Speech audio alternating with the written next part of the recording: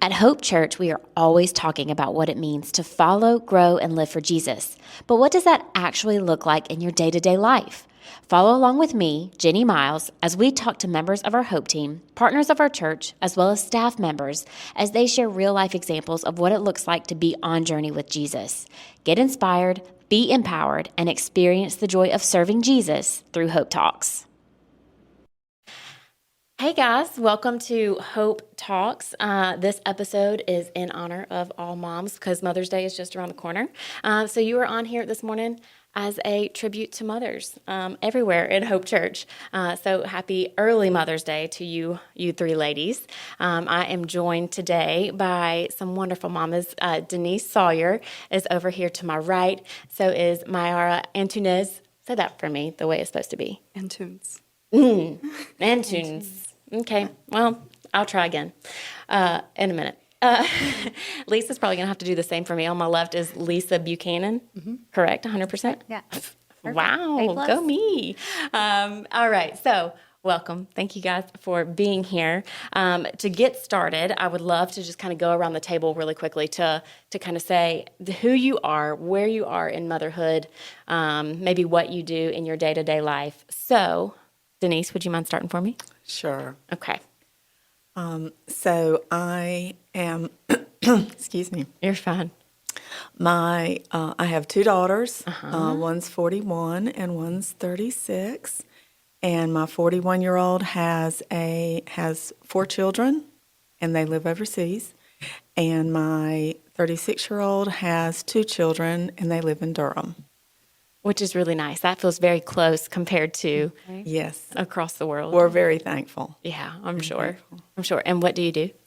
Well, currently I'm retired. I don't know if you knew that I had actually done that, but yes, I retired. So when Suzanne calls on me and needs some help with the kids in Durham, I'm on the way. You're 100% available. Yeah, I was talking to Nancy Bryant the other day, and she was just describing the day that she had as a retired person with her semi-retired husband. And I was so envious and just so excited for what retirement's going to look like. She said, well, we got up this morning and I went to the gym, and then we went and played nine holes of golf. And then we came home and we took a nap, and then we went and gardened. And I was like, oh my word, that's the dream. That's what you work for, is retirement. That's Is that how you feel? For the Yes. most part, yeah. For the most part. I can't wait. I'm excited. All right. You are up, my friend. Oh. Okay, so I'm Mayara, blended family, mom of four, definitely different ages. So stepdaughter's 23, then my son's 16, Isabella is 9, and Stephanie's 7. They're all in their own different stages, and there are many challenges. Right now, currently, I am mainly stay-home mom, but I do have my license as a life insurance agent where I help my husband in our business. So I get to help him out, work a little bit, and then I get to shift roles and be mom and then shift back, and I'm wearing two different hats all day long. Which, in my experience, because I have done the part-time stay-at-home mom, part-time working, that, for me, was far harder than full-time working.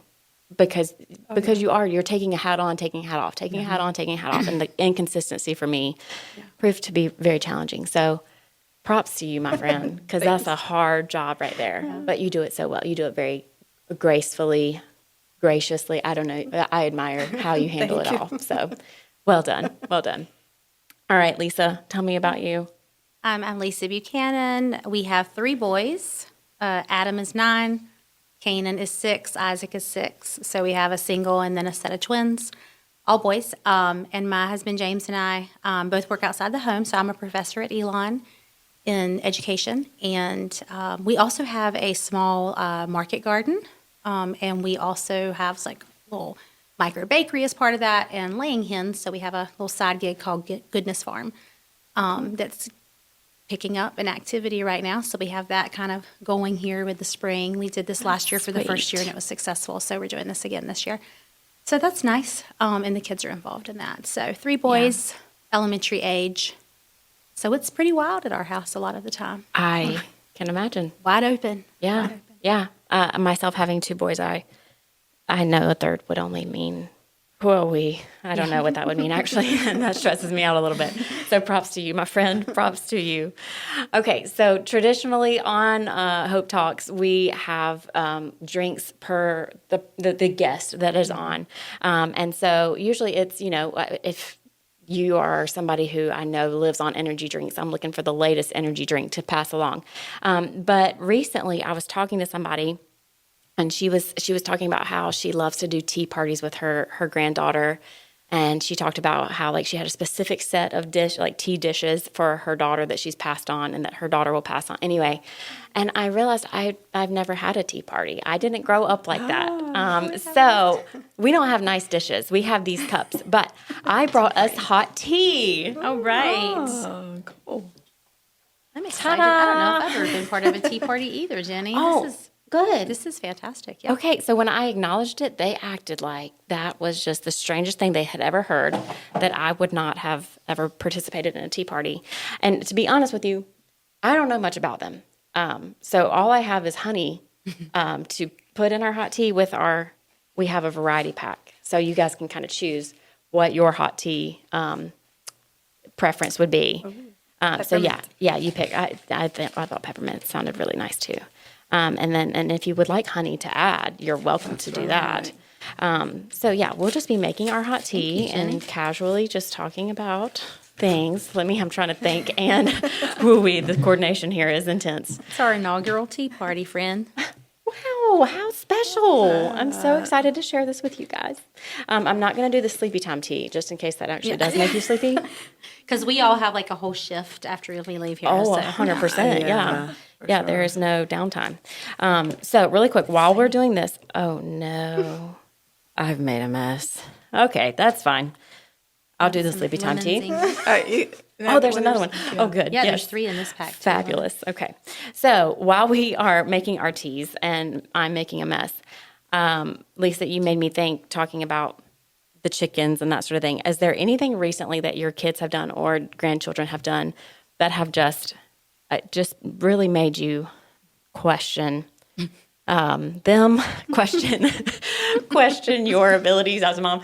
I say this because when you brought up the chickens, so my dad, he has chickens and cows and stuff anyway, but we were over at his house the other day, and there is one rooster in particular who's a little older, and so he's a little less spry, and he's a little easier to get to, and so Levi, my 5-year-old, I can relate. Denise, that's not where we were going with it. I was just saying. But my 5-year-old was out in the field chasing this chicken, and he catches the chicken, the rooster, by his tail. And he's pulling him across the field to show me that he has caught the rooster, but he's pulling him by his tail feathers across the field. And I was like, Levi, pick him up. It just kind of broke my heart that he's dragging him by his tail feathers. And so Levi then continues to pick him up by his tail feathers. And I am mortified for this poor rooster. Anyway, and so then my dad had to step in and say, whoa, like put him down, put him down. But then my 2-year-old thought that was the coolest thing. And so he couldn't wait to get over. And so that chicken he was in for it at that point. And so my dad had to go put the chicken up so that my boys couldn't harass it any longer. But We don't have any woostas. Okay. What they would have said when we first got them, woostas. We just have all hens. That's so it's cute. They're not too. They don't get too dangerous with the hens. No, They're- they love them. They pick them up and things like that. And Yeah. they collect the eggs Appropriate- every day. pick That's them one up of their jobs, to collect appropriately. the eggs. Yeah. Well, because we got them when they're smaller, so they're kind of used to it, I see. Yeah, and some are fluffier than others, so yeah. But it was funny watching them do that as they got bigger.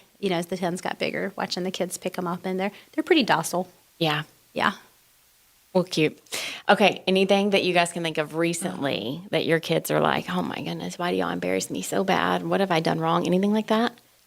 I feel like these are usually just on the fly. You can just come up with anything at all. Do I want to go there? I think we want to go there. Yeah. Come on. What's Stephanie been up to lately? Oh, Lord. Stephanie will go up to anyone and hug, and I'm like apologizing because people are like, They want to be nice. Who is this child? But, like, why is she hugging me? And like she hugs choking you, kind of like she wants to demonstrate how much she loves you. That's sweet. And I you're will kinda say, like, I can expect like multiple hugs from her on a Sunday morning. Oh, yeah. It's multiple points in the day. Yeah. Yeah. That's sweet sweet though. girl. That's not bad. That's a great thing. No, it's not bad, but it's just I'm like putting myself in other people's shoes. Like, are they comfortable, or Right. is that because you hear more about personal space? Right. My child is here overstepping some boundaries. I gotcha. than where I'm from. Where I'm from, there is no personal space. Right. Right. Well, hey, don't worry. I enjoy being invaded by Stephanie. It's fine. Both of Also- them, really, they both are so sweet. I don't have an example of like a particular thing the kids did, but I've been thinking like many times recently, I have very much questioned my motherhood when I turn around and look behind me in the minivan to see the floor. Like what happens of it, it's just, I don't know what happens. We'll clean it out. And the next thing I know, between backpacks and whatever, and there's a lot of joy in that. I'm not saying it's not, but like sometimes I look and I'm like, what just happened here? You know, it took two in and outs of the van, and we were just like in, you know, Shambles. It's like It's a hot it is. mess. Shambles is a great Yeah. way to describe it. Yeah. So yeah, that makes me question my sanity on the regular. You drive. talking about the car makes me think. Uber. This past weekend, we took the car seats out because we were going to Charlotte and we had some people that were riding with us, like other adults, and these other adults they don't have children yet. And as I was taking the car seats out, I was I took my little hand back out there just to kind of clean up goldfish and stuff like that, and I just noticed that there is a smell of throw up in the back seat. That happened a couple months back, but truly, you can't get rid of the smell of throw up, And I'm not kidding you. As I'm vacuuming, I was like, I can't vacuum this smell out. They're going to just smell it, and they're not going to understand because they don't throw up in their cars. Like, We hope. anyway, they didn't say anything about the smell, but I 100% was very self-conscious about it from then on out. Yeah. So, I see that you've taken your tea bag out of is that what I'm supposed to do? Should I do that already? Yeah, it's usually like 3 to 4 minutes. I mean, there's not like a rule, but I feel like I'm going to make a mess. Okay. You know what? But hey, look at this mess I've Try already this made. out. It's fine. Jenny, these inaugural rebels, we could just leave it in and see. I think it would be too strong, though. We probably wouldn't want to. Maybe. I don't know. But wow, this is some hot water. Y'all better be careful. My fingers are burning. Okay. All right. it tastes delicious though. So we're here talking about mothers and Mother's Day, and not everybody listening maybe is a mom, but everybody has a mom, right? And that's a very special thing. So if you guys don't mind, I want to start there and just thinking about your moms. Maybe like what's a word to describe your mom, or what is maybe a trait that you feel like you have that came from your mom, something like that. I know that. Something I noticed when I was a little girl, my grandfather passed away when I was in high school. But when I would look at my dad's hands and my grandpa's hands, they were like identical. And now that I've gotten a little bit older, I see that I have my mom's hands. Like it is like I look down at my hands sometimes and I'm like, wow, that's my mom. And so I'm very thankful to have that, for that's my mom. I'll always look at my hands and think of her. So is there anything like that? Anything that you think of that this is my mom's trait in me that I received, and I hope I get to pass that along. My mom was very hardworking. And I would say quiet confidence. She was, if she was in the room, you wouldn't necessarily know she was in there. Okay. But she was very confident in who she was. Yeah. But some of the traits that I recall were that I would go into her bedroom sometimes at night before she would go to bed, and she would be on her knees at the bed praying with her little hands, praying. And that is, that makes a real impact on a child, seeing their mother, absolutely does. seeing their mother pray. The other thing that we did when I was growing up is every night we would always eat dinner together. And we would have the Bible, and we had more like a child's Bible or a easy reading Bible. Right. The storybook Bible. Storybook Yeah. Bible, there we go. And we would read a story a night before we ate. And That's sweet. It seems like now in our lives, we're so busy or we're so distracted or we have our phones or whatever, and we don't take time or we don't feel like we have time to do that. Right. Yeah, I absolutely agree with you. Do you feel like that's something that you did with your kids, do with your grandkids? Is that something that you try to continue to? I do. But we did it at breakfast Yeah. instead of at dinner. Yeah. When I got through with dinner, I'm ready to eat. I really didn't want to, take time. Pause. Let the Want food to get pause. cold. No, I didn't want the food to get cold. When you said that, I thought that was an interesting order. Like we are being patient for our food because the Lord is first. Discipline. That's right. Discipline. We did it at breakfast. Gotcha. So we did devotions with my girls at breakfast every morning. So I feel like that was a good thing to start the day. Yeah, absolutely. So, I think that's really sweet. And to think that they have the opportunity to pull back from that and say, that's something that I want to do with my kids. And I mean, just like you said, you saw your mom praying on her knees at night. Like, what a beautiful picture that is. And your mom probably had no idea that you were seeing that you were watching that. But to know that she instilled that prayer life in you, and that's sweet. Thank you for sharing that. Can you think of anything, Mara? I don't want to put you on the spot. No, I Yeah. can. I was thinking go getter, but I'm like, that's 2 words. Let me think of one. You said hard work, and I'm like, I can't use that one. But fighter. I think that's the word that comes to my mind when I think of my mom. Sweet. A trait that she has that everybody, whoever says her name, oh, her food is the best. It's always about food. And I did culinary. I love cooking. And I think I'm headed the same way. Like, it's all about food. Are we going to get together? Food is my Yes. first thought. I can attest to your food. Anything I have ever eaten that you made, my friend, is a plus. Thank you. Yes. Awesome. But yeah, food is, well, it's not our only trait, but, Right, but- when, especially people like she hadn't seen in so long, because my mom just came back from Brazil, and they were like, oh my gosh, can she make this? Can she make that? I'm like, can we just sit and talk? It's always food. That's sweet. She is known for her dishes, is what it is. That's good. I like that. That is not something my kids will ever think of when they think of me. It's my culinary expertise or my lack thereof is what they'll think of. They'll be like, oh man, it was always the best when Dad cooked. That's probably what they'll think. But you know what? They eat. That's right. They eat. They're not I starving. feed them, and it is That's edible. So, yes. All right, Oh Lisa. man, one word for my mom. I would say she would have been described as love. Yeah. I think she loved her people well, and she was a model of love. And she loved people well, and she loved her people. Yeah. Right. And she always loved to have people in her home. Her door was always open. And I also think of her as teacher. Like, she was my first teacher. And so I always think of that as like, well, who's the first teacher in your life? For sure, 100% was my mama. That is so sweet. Was she actually a teacher? No, no, Okay. she worked in textile mill by Wow, trade. yeah. At Cone for many years, and then Burlington Industries. But so she worked, shift work in the mill. A lot of her years, she actually worked second shift. Wow. And so she worked full time outside of the home once we were school age. But she was home Yeah. with us like 0 to 5. And I have a sister who's 5 years older. So for a 10-year period, she was home, and she was 100% my first teacher.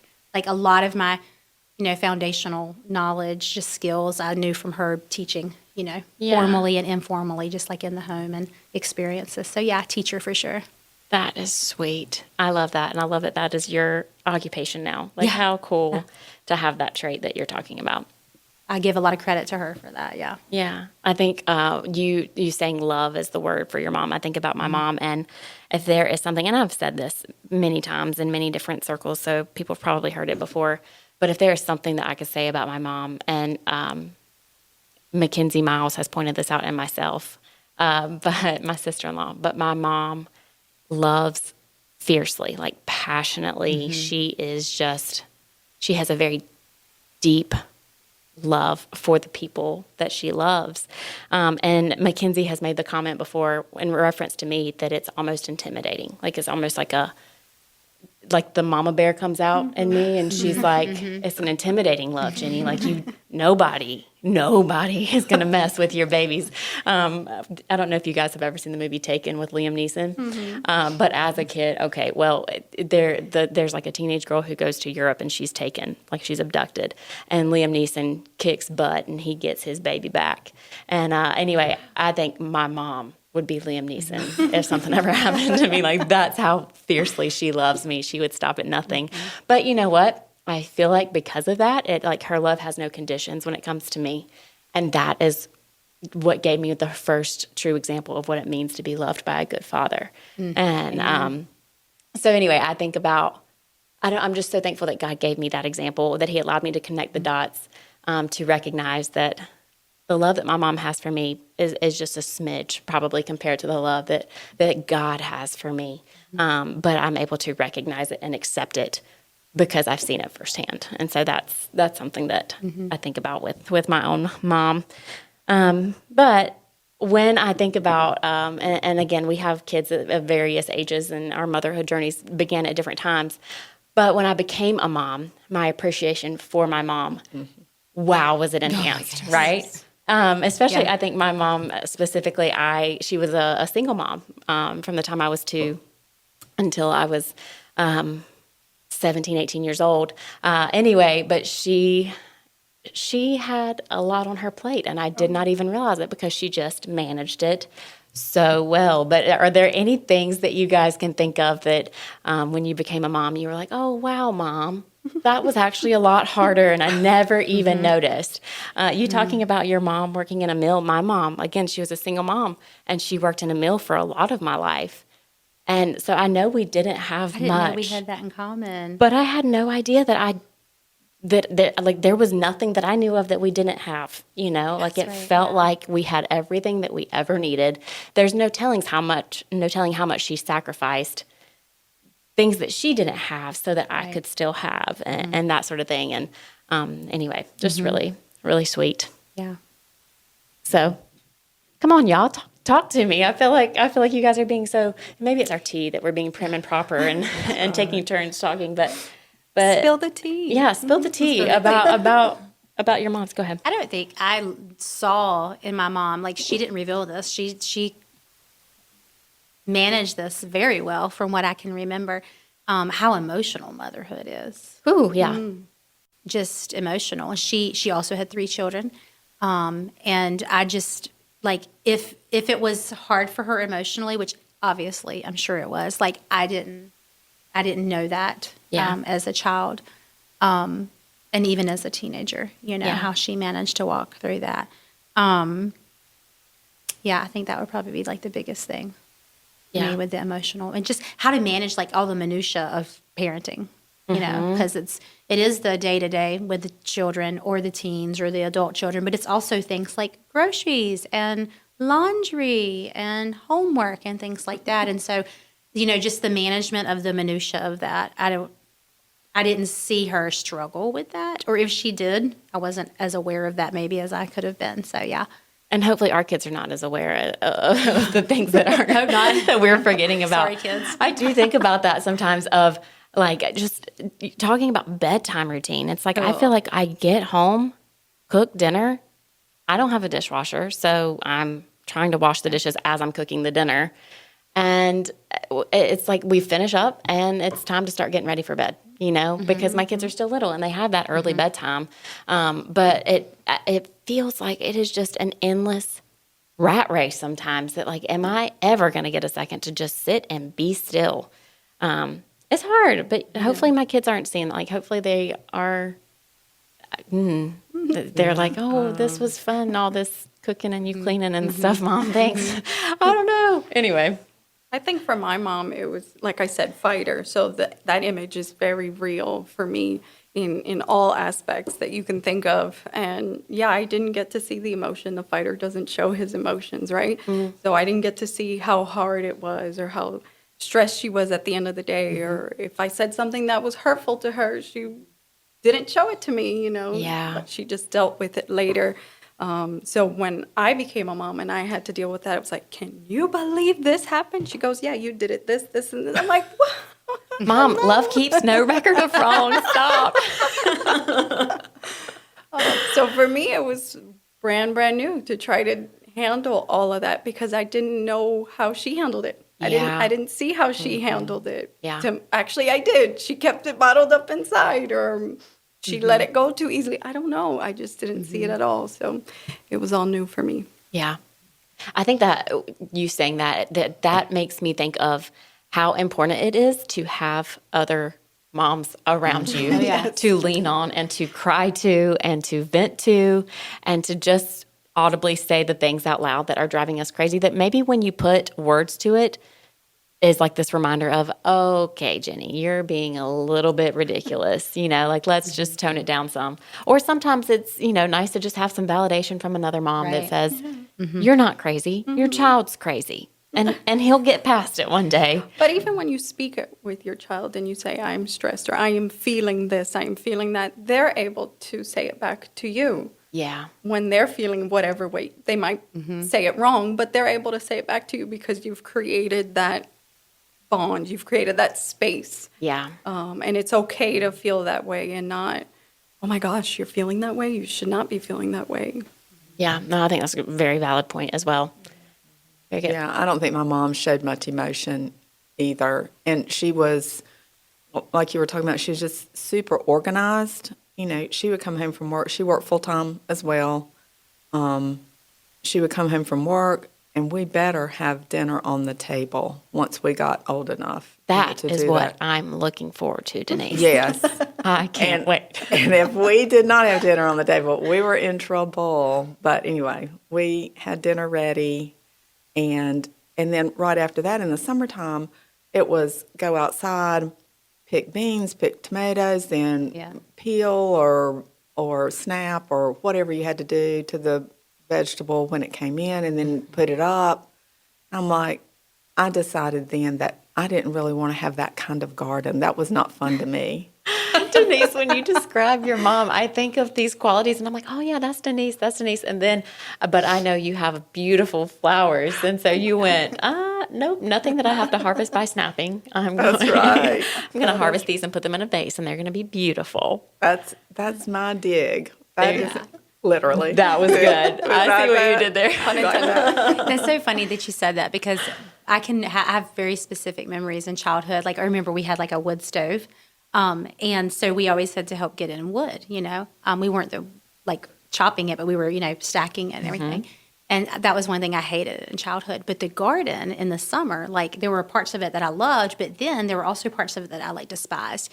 And last year I was like, look at us here doing with our kids some of the things that when I was their age, I was like, we used to carry water to water things like when we were in a drought or something like that.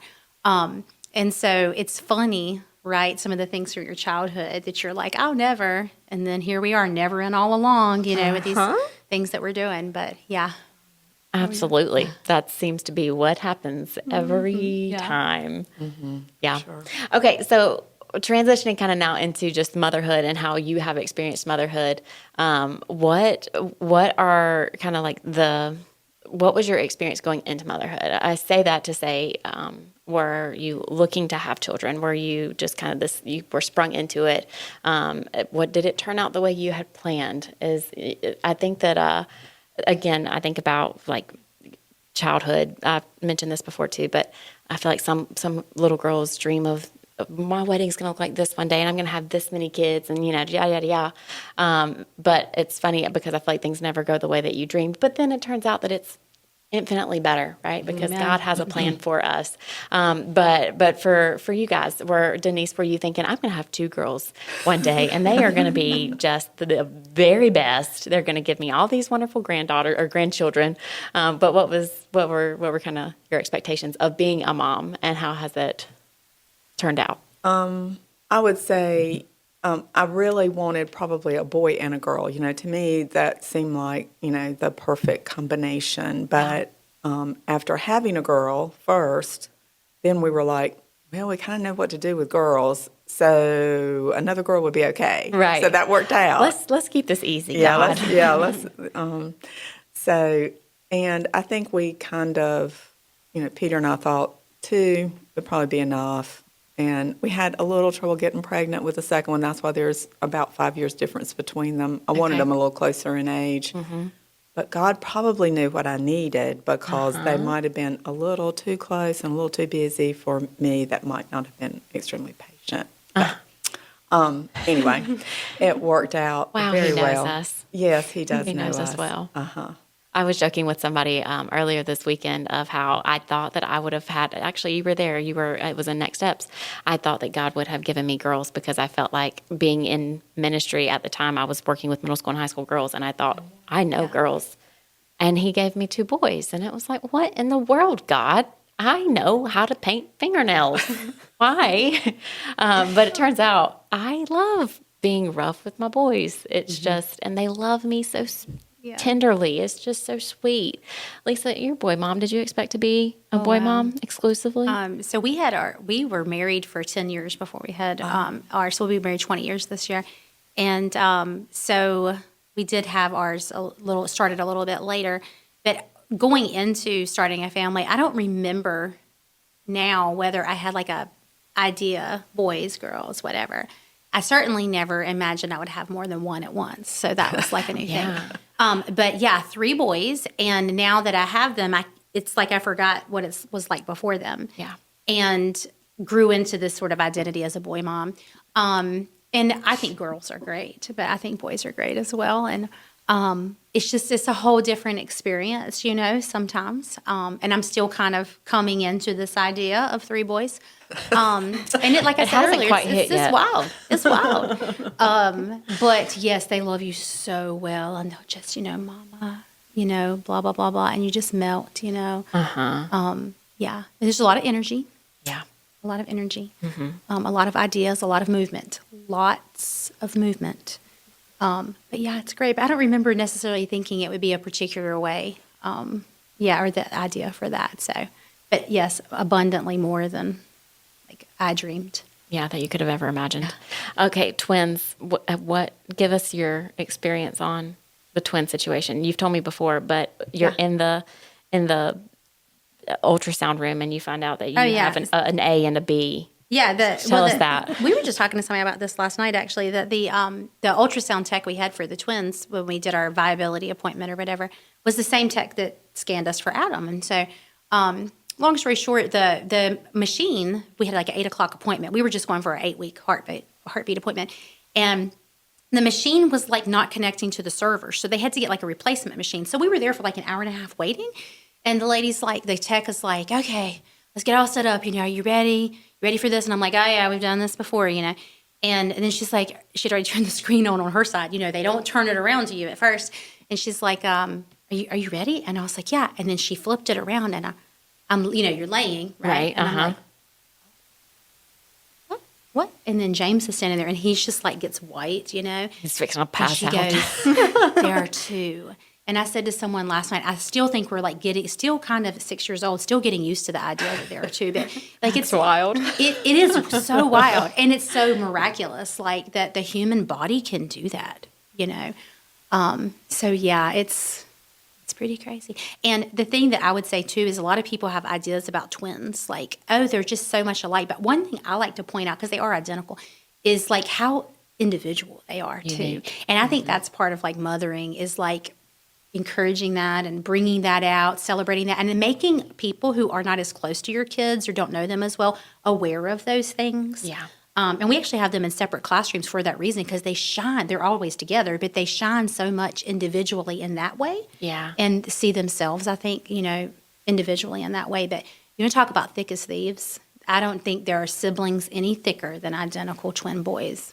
maybe girls, but it's a unusual experience, like relationship. It is something to watch. That is sweet. I love that. I love that. Yeah. Go ahead, sorry. I think for me, I went into it too emotionally. I used to serve taking care of the babies at church when I was younger, and I'm like, oh, this is so sweet to hold a baby and to nurse it, to feed it, whatever, put it to sleep. And I was just so infatuated with that phase that's the emotion that I went into being a mom. And it's like, that's not what it's all about. Right. There's a lot more to that. They grow up. I'm raising another human, another adult who's going to be walking around. Is he going to be a good one, a bad one? Like, that's all on me. That's how I felt. So I think motherhood for me really exposed a lot of my fears. It exposed Yes. a lot of my pride. Motherhood for me was like holding up a mirror every day. Yes. And God just graciously guided me through it each day. But it was just like, you need to work on that so you can work on that. That's you went deep. Yeah. I felt that. I That was like a usually go little there. dagger in my heart a little Yeah. bit. It illuminates the cracks. It You know, like the does. mirror, and you're like, woo, oh, these are all things I need to work on, you know, that you don't realize until it brings it out of you. And like your tiredness or your fear or those types of things. Impatient. Yes, Yeah. yes, yes. And for me, like I'm very much type A, like by the book, type A, whatever. And oh boy, that's not always a great fit at the newborn stage or potty training or, you know, many number of things. But like, boy, did it, the mirror, like, yeah, yeah. And it gives you the space to like deal with that, Yeah. you know, or continue to deal with that. So, I think about Mary and Martha in the Bible, and I think about how you're talking about type A and that sort of thing. I am very much, I like things in order. I like things clean. I feel I am my best self when things are put away. Trent often gets frustrated with me because when I'm sick, I won't stop until things are in order so that then I can actually rest, because I won't rest otherwise. I'm not going to rest if I'm laying in a bed that's a mess. I need it to be halfway made up for me to lay in it. You know, I don't know. I'm strange like that. But anyway, I struggle back and forth, and especially once we had our second, because cleaning up after one was fine. I mean, also he was small. There's not that big of a footprint. But then you bring the second one in there, and you're trying to manage everything and starting to work full time again. Like it has felt in the past like, and continues to feel like I have to choose organization over or cleanliness, having a house that's in order, or spending quality time with my kids. And it's interesting because it's to surround myself with moms just like you guys. And I look at other moms, and for a great example is my sister-in-law, Mackenzie, who is constantly on the floor with her kids. Like, she is always on the floor. They're up on the counter, like they're doing everything together.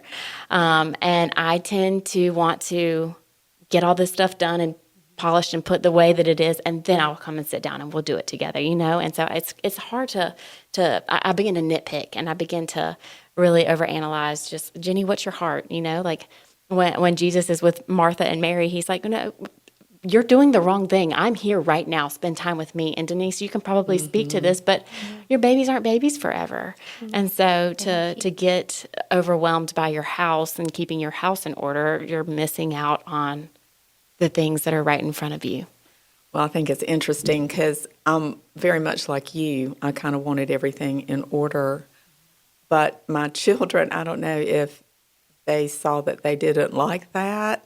They aren't necessarily, I mean, they keep their house in decent order, but they are probably more like Mackenzie. They will sit down with their kids, play with their kids, and let the house go in some respects versus spending quality time with their children. And I think, Yeah.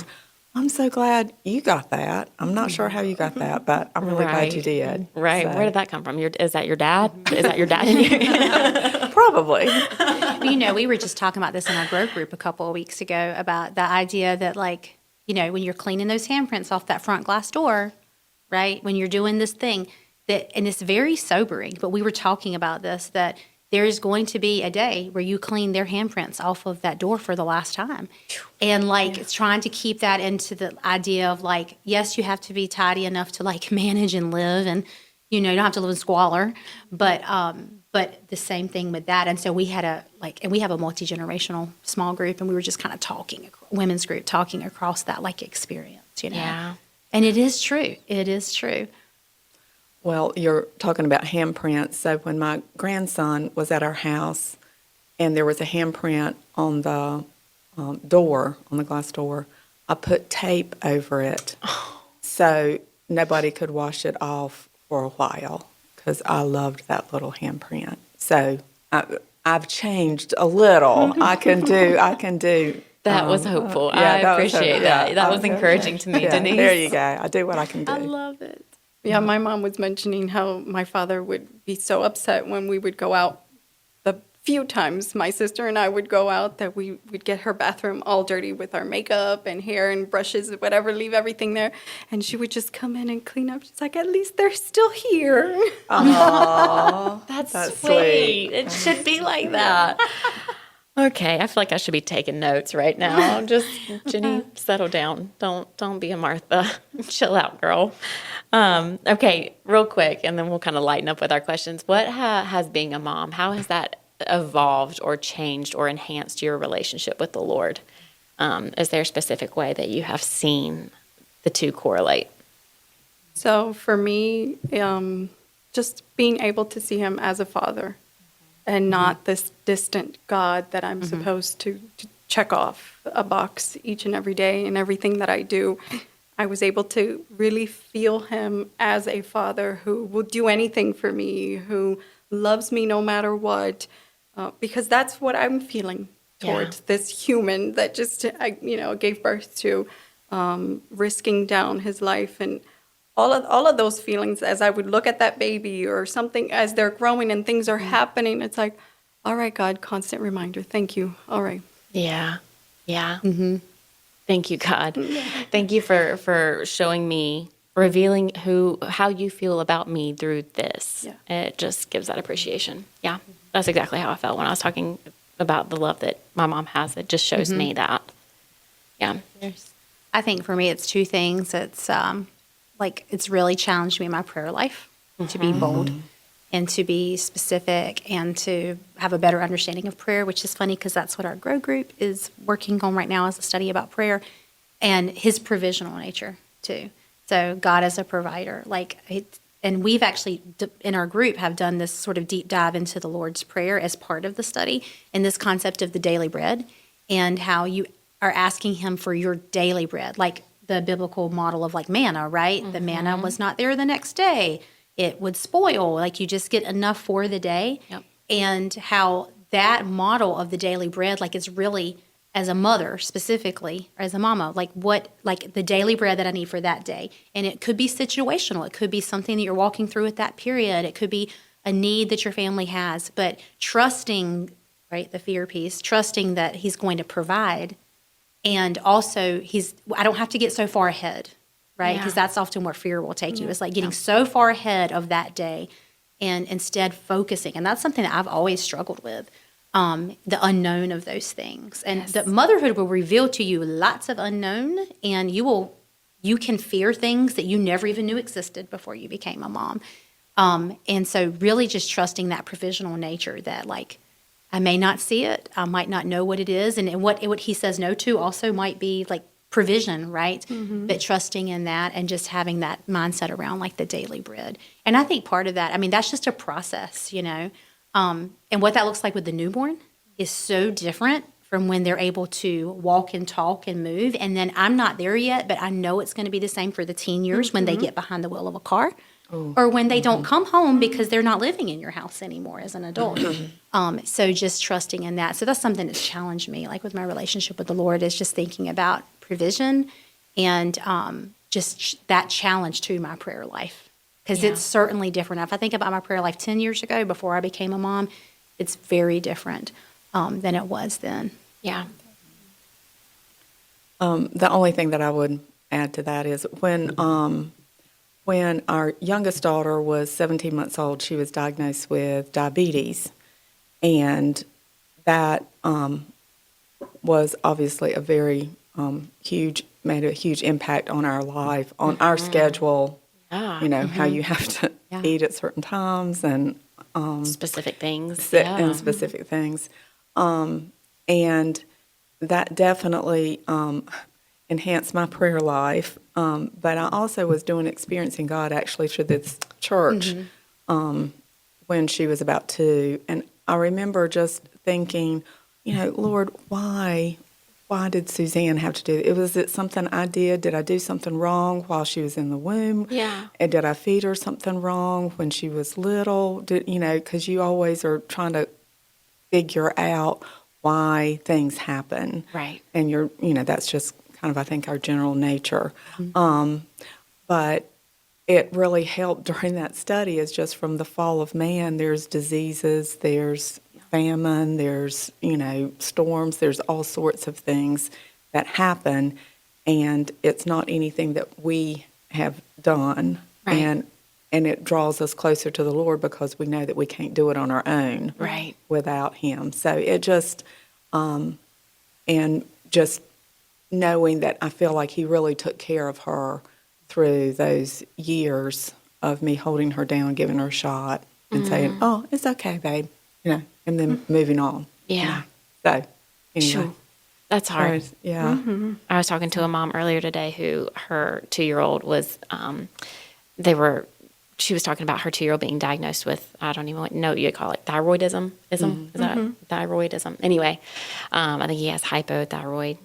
But just small children with, Issues. yeah, it just, that enhances a level of just, I don't know. Wow, as a mom, like you're going to a whole different level of care and concern and worry and fear and anxiety and all of those things. And you're right, how you handle it is very important, right? It's because we can be dominated by anxiety and fear, or we can choose to rely on the Lord and trust that He cares for us and He will provide and He will make a way when there is no way. And And if you don't go to prayer, you'll go where your thoughts were going.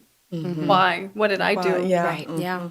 How could I have made it better? And you start feeling guilty. True. absolutely.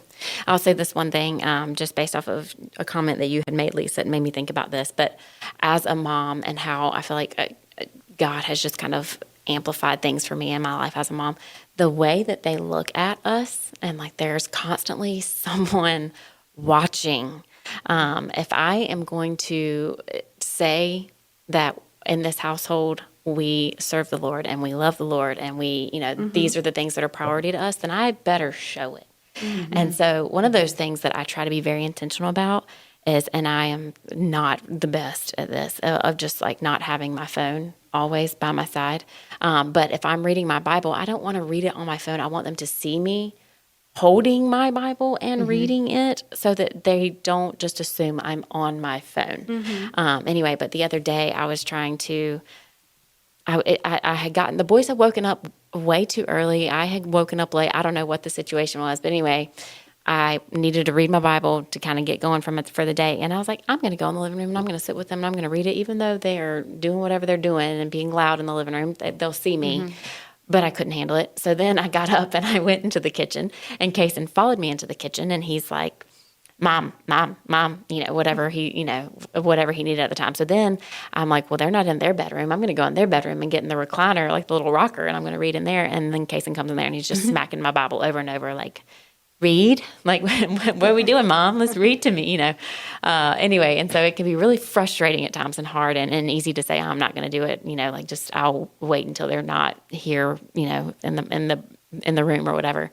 But if I say it's important, I want them to see me reading my Bible, not just reading their little story Bible with them. I want them to see me engaging in something on my level.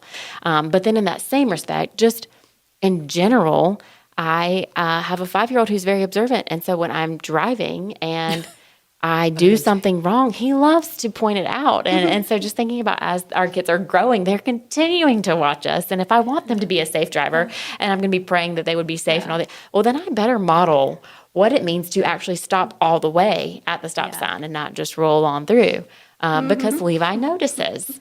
And so it's like a magnifying glass on your life. And as far as choosing to put your money where your mouth is, like you better be ready to do it. Right. So that's where I'm at. Kanan and Isaac have recently in kindergarten started, this year, they've been reading the speed limit signs. So it's like okay, Mama, it's 30, speed limit is 35. And what they're doing is they're reading the signs. And I'm like, how long is it going to be before they can see this not odometer, speedometer here? You know, they'll be comparing, you know, whether it's over or what. But I'm like, yep, that's right. It's 35. And then I'm looking down at mine because yeah, it's a challenge for me. My dad, when he was driving, he would say, "Don't do what I do. Do what I tell you to do." Do what I say do, exactly. Yeah. Yeah, my mom's the same way. I worry when my kids are in the car with her. I'm just kidding. I'm kidding, Mom. Anyway. All right. So maybe a lighter question. What are you planning to do for Mother's Day? Do you have Mother's Day plan? Like, do you have traditions? Do you have anything like that you will be doing this Mother's Day?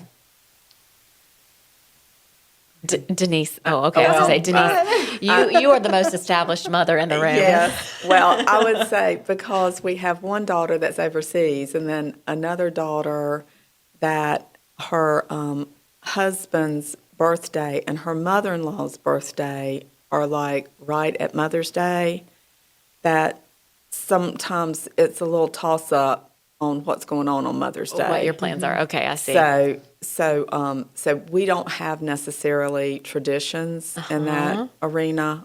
I might say that I would like to have traditions. Maybe this is the year that you're starting a tradition. You can go ahead and tell us. Tell us what it is. We're recording. We're recording. That's right. No, I do. Honestly, that's probably some of the things that is the most difficult as a parent of adult children that are married, is always trying to step back, trying to make sure that they kind of make some of those decisions, because my daughter's a mom too. Right. And so I don't ever want to overstep those bounds either. Yeah. So anyway, so I do try to do you have any plans? But we don't have traditions, I would say. Hey, don't forget, I birthed you all those years ago. You remember me? We don't have traditions either for Mother's Day specifically, other holidays, but Mother's Day has been kind of. This year we're celebrating our niece's college graduation on Mother's Day. A lot of times those are yeah, Mother's so Day. we'll Yeah, have that's like fun. a sort of extended family getting together. So it's kind of different every year for us. We don't have like a particular tradition for Mother's Day. Yeah. Yet. Yes. Until you speak it into existence on this podcast. That's right. Here's your chance. Well, we don't have tradition, but in our house, it's kind of like a yes day for me, where I get to whatever Mom wants to do. If she wants to just sleep and relax, that's what we'll do. She wants to go out, that's what we'll do. So no, I don't have a tradition, but this year I have my mom here in the States with us. Yes. So I'll be going down to Florida and I'll get to spend time with her, my sister, and my brother. That's the little That is special. family. Yeah. Nice. Good for you guys. That's really sweet. Last year was the first year that we've started this tradition that I'm saying is going to happen again this year. Okay. But so Trent, this is happening again this year. Last year, because I work here at the church, and so Sundays are like, that's just a work day. It's a busy morning, and we always end up spending the evening like doing dinner with his mom, with Trent's mom. What Trent did last year was he made like a little picnic lunch, and we went to the park with my mom after church. And it sounds so small and so simple. And y'all, I mean, it's not even that it was special sandwiches. It was just sandwiches and not packaged in any kind of special way. But Like still, it was yeah. just sandwiches and a park. And it was like a school playground. It wasn't like a park where a lot of people were. It was just me and my family. And it meant the world to me. And so from here on out, we will be doing that on Mother's Day. So that is my plan. Even if it's raining, I don't care. That's what I want to do. Find a park with a shelter. We will go to a shelter. Exactly. Thank you. Remind me of that when I'm all upset on Mother's Day because it's pouring down rain. We're going to a shelter. Okay, so I want to thank you guys for your time. At the end of these episodes, we kind of end with just some fun questions just to kind of, close things out. But again, thinking that, you guys are moms, and I just wanted to lean into this Mother's Day situation. My question to you guys, what is your very favorite flower? Denise. Oh, Denise, man, that's Denise hard. taught me everything I know about flowers, so I'm No. putting you on the spot. Yes. I love, this time of year it's kind of hard not to say peonies. That was my guess that what you would say. That's sweet. Yeah, that's a good Yeah, one. it's exact same blush pink peony. What color for you, Denise? The white with just a little bit of pink around the edges. Yeah. I think those are really sweet. Very good. You guys are so detailed. I just love flowers. Right. Like, Any I don't flower. know their names. Living flowers, yeah. That's okay. They're just beautiful. And if you put them together and they make the pretty bouquet, oh my gosh, even more beautiful. Perfect. That's right. Very good. Okay. Oh, What sorry. about you? Honestly, I think I love a rose. I think a rose is my favorite because I love that you can just pick the petals off that don't look good, and all of a sudden you have a brand new, beautiful rose. And it's like I can just get some longevity out of this. They have a great smell usually. Now, what I'm not good at is growing a rose. So that's Denise's forte right there. She's got beautiful rose bushes. Okay, next question. What was the one thing that you couldn't live without as a new mom? Do you remember? One item that you would say, wow, that was a game changer. Let me jog your memory. I can remember somebody coming to my baby shower, and she gave me cloth diapers, like the white cloth diapers. And she said, these aren't for diapering. She said, these are burp cloths. She said, this is the best burp cloth you'll ever own. And I was like, wow, that's so good to know. But that was her thing. She was like, this made motherhood awesome for me. I was going to say baby monitor, but I think the Muslim, they're not burp cloth, but the Muslim sheets. Yeah, Just blankets. wrap them up. little And they're swaddles. like this tiny little thing, and I was able to hold them better. Yeah. And they're not wobbling all over the place. You can't move. Gotcha. Yeah. Yeah. I was going to say the like the little vibrating seat. Yeah. You know? Yeah. But we got this one swaddle that had a zip on it. I think it's called Love to Dream is the brand. They're worth every penny of what they cost. They're not like super expensive, but I mean, I would totally do it again. And Adam, it was his favorite swaddle. And then we used the same ones for the twins. And it was such a lifesaver because when they're in that newborn stage, especially, just like calming to sleep, it just made them help to be like snug when you transferred them. Yeah. And they loved them. And I realize now looking back at pictures like on Google Photo Memories, they were in them a lot, Yeah. So yeah, that would be my 100% number one. So if there are any new moms listening, Love to Dream swaddle, it's worth your $35 or whatever it costs. That's the one to go for. Yeah.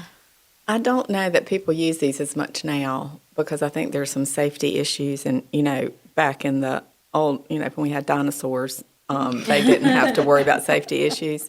But Denise, swings, your daughters are my age. There were no dinosaurs. Let's chill out here. anyway, the swing. I mean, you could put a little baby in that swing that was fussing and just let them swing, and they would be all curled up, Right. and Just flopped over. and they would just be snoozing, and it was wonderful. Yeah, Very that good. was awesome. All right, last question for you guys. If your husband said this Mother's Day, pack your bags, we're going somewhere, where do you hope they're taking you? Napa Valley. Oh, yeah? And to do what?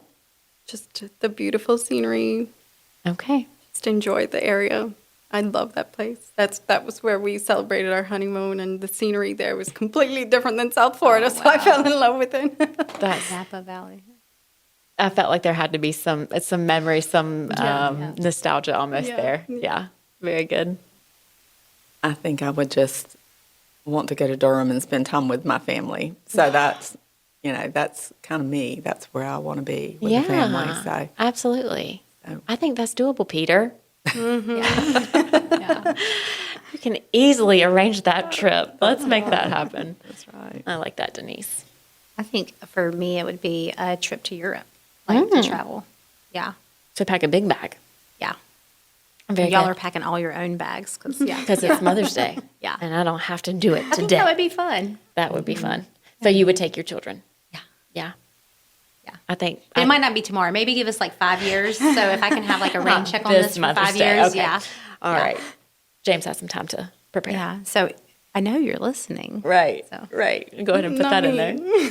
there. This year, right now. This year, please. Mayara is like this year. And no children. And no children. We'll leave them behind. Okay, ladies. Thank you guys so much for spending you, this time with Jenny. me. Thank you for encouraging the moms to be the moms who are those who are hoping to be moms one day. You guys are a great model of what it means to be a mom who is following Jesus and raising their families that way. So thank you guys for the example you are to me. I love you guys, and happy Mother's Day. Happy Mother's Day. Thank you. Thank you. All right. That's it.